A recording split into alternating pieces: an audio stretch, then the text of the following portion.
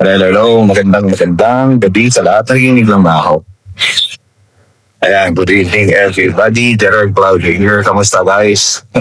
Dito ako right now sa airport, pauwi.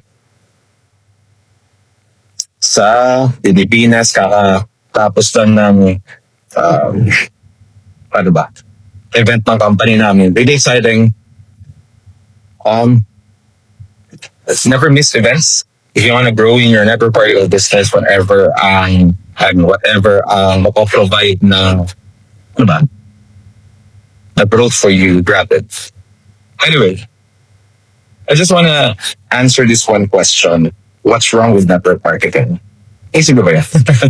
What's wrong with network marketing, di ba? Hindi ko alam kung naiintindihan mo kung bakit na negative ang mga tao sa network marketing? Or possible ba bakit negative ka or sa network marketing ang hindi negative? So let's discuss some of the things. By the way, guys, gusto ko lang sabihin, lahat ng mga sinasabi ko dito ay pawang opinion ko lang. I need to say, if you don't agree with me, no problems. We're still friends.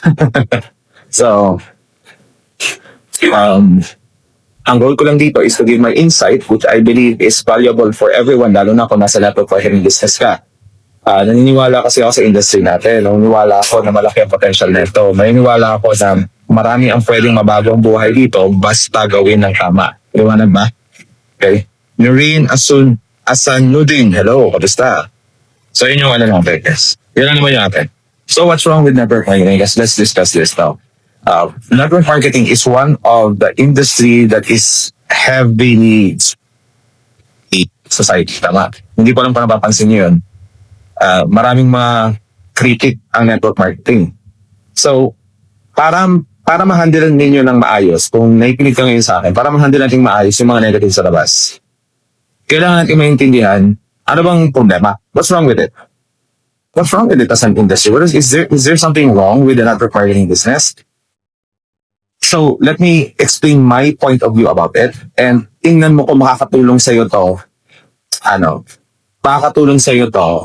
para mas maging kumpiyansa ka sa industry. Kasi ako, again, naniniwala ako that network marketing is a legit business. Okay. So, to give you an idea, the industry in itself, wala siyang problema. Wala siyang mali. Okay? Ito yung mali. Okay, ready na ba kayo? Una, ang mali ay, syempre, yung network marketer. Okay ba? Yung mali, first, is yung network marketer na gumagawa. Paano?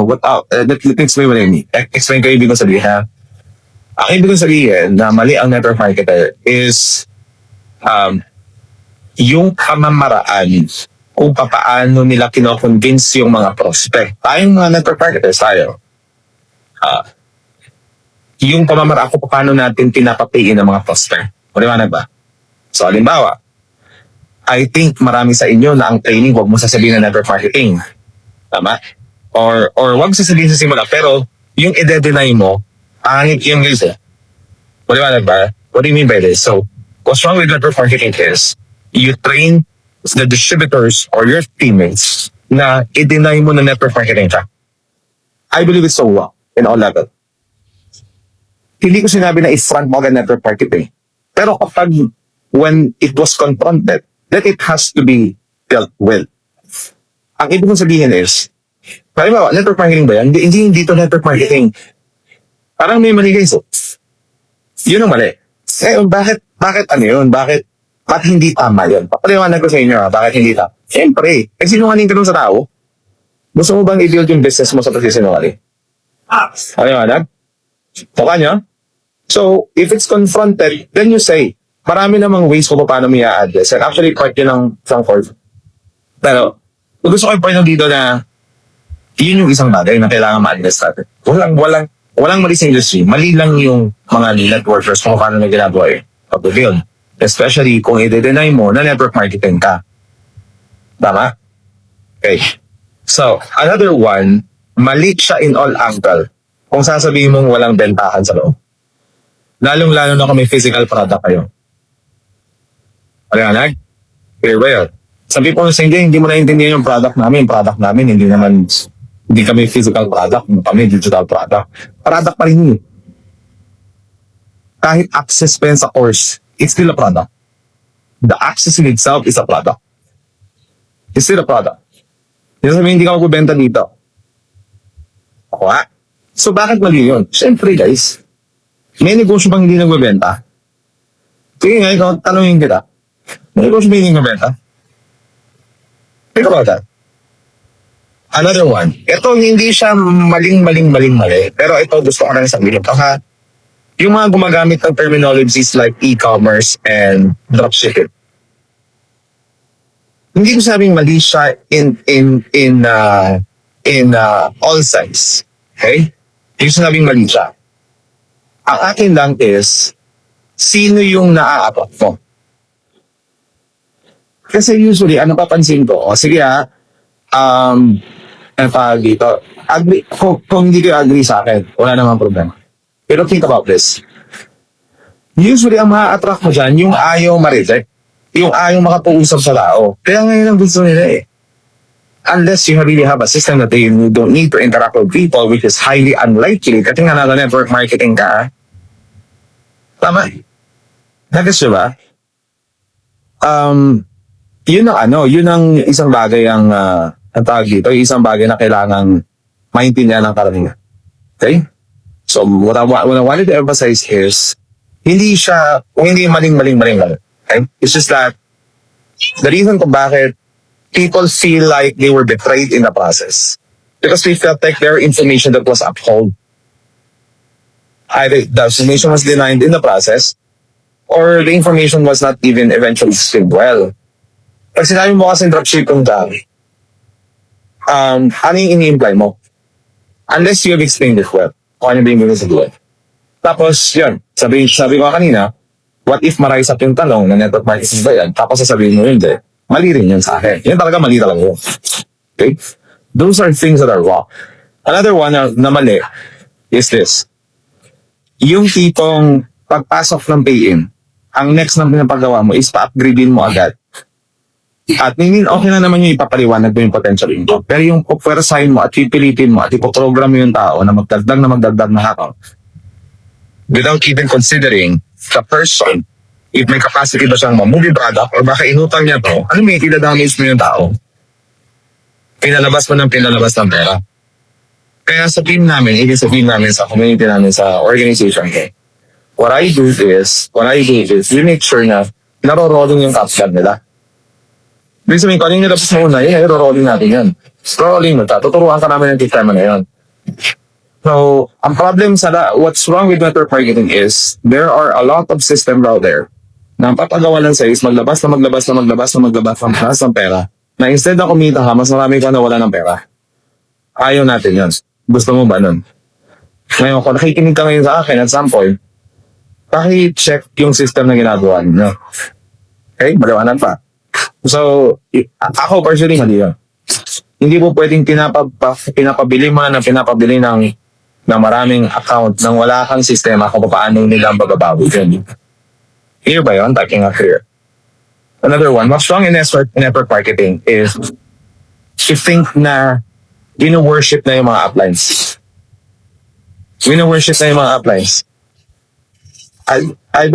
Hindi ako benta talaga doon sa mga laki sa uplines are there to be guide. They're not there to be worship. Hindi sila wino-worship. In fact, uplines should be the one to serve the organization and the team with the best of their capacity. They're not the ones to be served with. Ang nangyari kasi sa network marketing, kung si upline, siya na yung tinaserve. Ako naniniwala ako na ang leader dapat ang nagsaserve sa team niya. Paniniwala ko yun, ha? Paniniwala ko yun. Kung sa tingin mo hindi tama yung huwag mong gawin. Ikaw magpa-serve. Another one, what's wrong with network marketing is kahit mali na si upline, dahil si upline na nagsabi susundin. Okay? So wrong and all that. Personally sa akin. Kahit upline ka, kahit multimillion na yung kinita mo, lagi mong tatandaan, tao ka pa rin. Pagkakamali ka. And what happens there is, if you do it that way, your best people will be silent. Yung mga best people, kapahimik yan. Hindi mo na alam nagkakamali ka kasi hindi ka willing makinig kung upline ka. I'm more addressing the upline. Usually kasi sa pagpasok sa network marketing, palagi ito ng program na mag-download. I'm more on particular. How about the upline? Who will make them accountable? Does that make sense? Tama ba? Akin again, opinion ko lang ito mo. I believe in collaboration. I don't believe in dictatorship kind of ruling sa loob ng network marketing. Okay? So, naniniwala ako na dapat bawat isa may accountability. I believe it will be more healthy. I believe people, each one will be checked, will be kept checked. I believe it's a healthy community. What else? What's wrong with network marketing is this. Premature na pag live ng luxurious lifestyle. Premature. Halimbawa, bibili ka ng Mustang na worth 4 million. I don't know, 5 million na ata, 4.5. Pero ang total na kinita mo mula sa network marketing, nasa 5 million. Tapos kinita mo yun naman taon, dahil lang ng 5M ka, bibili ka na ng Mustang. Premature yun. Kung malalaman nyo ng totoo may pera, patatawanan ka. Ginagawa mo. Hindi kasi investment eh. Parang naging investment ng Mustang. Wala akong problema sa Mustang guys ha. Pero yung tinatawag na premature, yung pinili. Yung nabaon ka sa utang para lang mag-build mo yung lifestyle mo. Hindi ako agree doon. Hindi kasi kailangan mong i-market yung sarili mo. Pwede naman i-market mo sarili mo sa ibang paraan na hindi ka nakakabaon ng utang eh. Tama? I believe, in all conviction, I believe that's wrong in network marketing. Mali yun sa network marketing. Naniniwala ako na dapat ang tinuturo natin sa mga teammates, yung tamang paghawak ng pera. Ang tamang paghawak ng pera, hindi yung babaunin mo sa utang yung distributor para lang humataw ng humataw. Kaya tayong lahat dito na nakikinig sa akin right now, gusto mo magkaroon ng freedom talaga.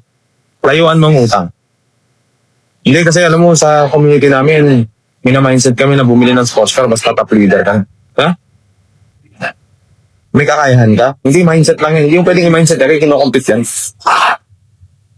Hindi ibig sabihin na hindi ka bibili ng sport car, mali na mindset mo. Maging matalino ka lang sa pera. Maliwanag ba? Ako, iniwala ko, dapat mas matalino ka sa pera. Iniwala ko na dapat along the way, kung gusto mo magka-freedom, marunong ako umaya. Iniwala ko yan. Gamitin mo yung network marketing para umangat yung income mo. At gamitin mo yung network marketing para mag-multiply yung income. At gamitin mo yung network marketing para mas maging solid yung cash flow mo. Tapos ingatan mo yung pera na makukuha. Mag-clear guys. At to clear, share nyo to guys if you think this is something valuable for you. Ha? Share nyo to. And then, type nyo dyan agree kung agree kayo sinasabi ko. Okay? Type nyo agree. By the way, I just want to say this. Sino sa inyo dito yung hindi pa nakaregister sa Monday na webinar? I want you to go to the link here below. Meron dyan link ako nilagay. Pag-register kayo, that's only for free. That's called free clarity session for network marketers. These are principles na tinuro ko dito na mas may edit natin itong mga bagay nito. Kasi ako iniwala ko baka hindi lang maliwanag sa iyo network marketing kaya medyo nahihirapan ka umusad. Di ba? Maliwanag ka. So, kailangan may ganun kang perspective, okay? Clear ba guys? Tato nga clear type niya sa clear guys sinasabi. Okay? So, mahali lang akong sinabi doon. Kaya lang maganda. Hindi ko naman. This is just random ideas and sinishare ko sa inyo. So, what's wrong with network marketing is this. Nangako ka, tapos hindi mo kayang panindigan yung pangako ko. Halimbawa, nangako ka na maraming mga style. Like, halimbawa, nangako yung 10%. Bibigyan ka namin ng sistema paano mo magagawa yung business. Tapos pagpasok, wala kang kinausap, hindi mo tinraining, hindi mo ni-approach. Kaya hindi nyo minsan masisisi yung mga nagagalit sa network marketing. Binubuntong nila yung galit sa industry kasi hindi nila naunawaan kung bakit ginanon sila ng mga tao na nangako sa kanila, binigyan nila yung pera nila, and then eventually pinabayaan sila. Eventually, hindi naman pala tinulungan. Kaya nag-quit na yung nag-invite sa kanya, hindi na unawaan. Kung nandun ka lang ito, naiintindihan sa akin ito. If you're listening to me right now, and ganun yung nangyari sa'yo, okay lang ba encourage kita? Okay lang ba sa'yo? So, I would like to encourage you na ituloy mo. Okay? Ang ibig kong sabihin is you learn the process since nandito ka rin naman. Before ka mag-quit, aralin mo nila.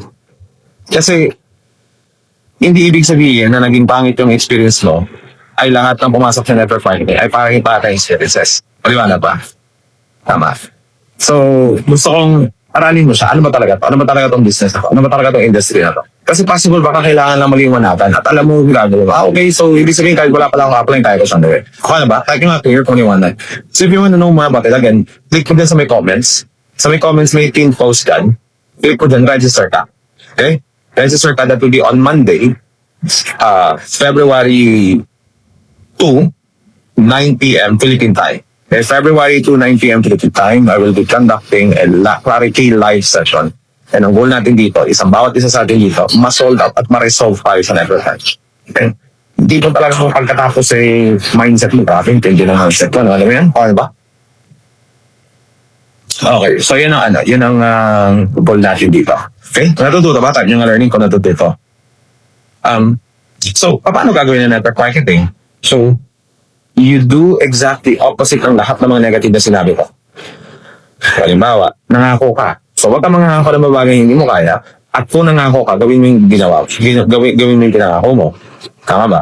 Ano ba? Ano pa? Hawakan mo maayos ang pera mo. Huwag ka gastos ang gastos. Hindi din sabihin networker ka, kahit malaking income mo, uubusin mo sa gara.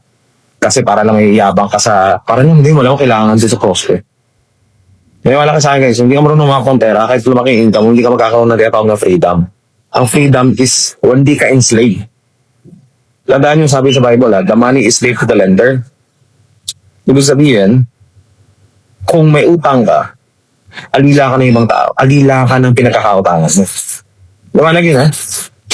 So, the individually handling money. Another one, instead na dictatorship or power tripping na style ng leadership, be collaborate. Ibig sabihin, titingnan mo yung downline mo as someone who has dreams and desire, who is, hindi, kasi minsan kasi sa network marketing, parang, ang style is parang, yung upline talagang yung pinakamagalit. Hindi siya naging beta. Paano itong ganun? Paano itong ganun? Hindi ganun nag-work. Para sa akin, ayoko mag-build ng team na I want people to feel that they are served inside. They are not forcefully needing the compliance na, yun. Yes, diba? So there has to be a servanthood leadership within the organization. Like, ngayon, wala ka pang downline, ilagay mo sa puso mo yung sinasabi. Sige sabihin, ang ibig kong sabihin, dapat, ang mindset mo is, tutulong ka. Tutulong ka. Okay? Tutulong ka. Ano ba? Huwag mo itago na network marketing. Kapag tinanong ka na, kausapin mo na ng maayos. Have a conversation with the customer. Hindi mo kailangan itago na network marketing. Kasi mag-backfire sa'yo yun. Pagpasok mo yung network marketing, pala ba't hindi mo sinabi? So, mawawalan ng tiwala ang tao sa'yo. Hindi mo lang sinabi. At least kapag-decide siya ng maayos, malay mo hindi naman siya negative. Ikaw lang yung nag-assume na ayos niya. Tama ba? Agree ba kayo guys? Sinasabi ko. Natututo ba? So, I hope these things will help you to make sound decisions for your business. Okay, kung gusto mong pang matuto, I want you to register there. That will be in February to 9 p.m. This is a clarity session for network marketers. Free ito guys, libre to. We need ko yung registration dito. So I want you to be there. Huwag kang mawawala. Okay? Live to. Live to. Ako mismo magkakandak na ito. So be there. Okay? So, yun na naman for me. I hope natutunan kayo. If you think these are valuable lessons na natutunan mo, share mo to sa mga group chat niyo, share mo to sa teammates mo, share mo to sa timeline mo. And then, kung hindi ka pa nag-follow,